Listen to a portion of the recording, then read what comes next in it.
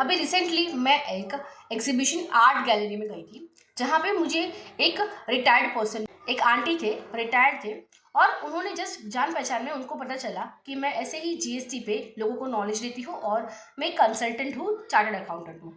तो उन्होंने मुझे एक क्वेरी पूछी कि मेरे पास कुछ बहुत ही पुरानी पेंटिंग्स पड़ी हुई हैं और आज उसकी अगर मैं वैल्यूएशन कर दूँ तो एक की वैल्यू मुझे 25 लैक्स आती है।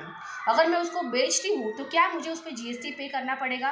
क्योंकि लोग यहाँ पे ये सोचते हैं कि 25 लाख ईच, मतलब टोटल तो आपका हो जाएगा 75 लाख। तो ऐसे केस में 40 लाख के ऊपर उनका टर्नओवर क्रॉस हो गया और उनको जीएसटी रजिस्ट्रेशन लेना पड़ेगा और जीएसटी भी पे करना पड़ेगा। लेकिन आपको अगर पता है कि जीएसटी के जो कंडीशंस है वो क्या है, कोई भी जब गुड्स या सर्विस हम सप्लाई करते हैं तो सबसे पहले तो वो सप्लाई होना चाहिए। मतलब सप्लाई किसी भी टाइप का हो सकता है, चाहे वो बार्टर एक्सचेंज हो या फिर आपने सेल किया हो या कोई भी किसी भी टाइप का सप्लाई होना चाहिए। तो वो सप्लाई एक तो फर्स्ट कंडीशन है। सेकंड है कि उसके लिए आपको कंसिडरेशन मिलना चाहिए।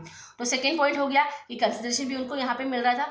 लेकिन थर्ड पॉइंट यहाँ पे ये है कि जो आप सप्लाई करते हैं वो बिजनेस पर्पज के लिए होना चाहिए।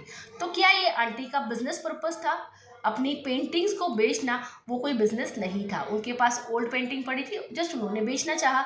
तो यहाँ पे क्योंकि ये बिजनेस पर्पज नहीं आ रहा है, इस पे सप्लाई नहीं होगा, ये इस पे जीएसटी एप्लीकेबल नहीं हो। Follow me and subscribe to my channel for more such information.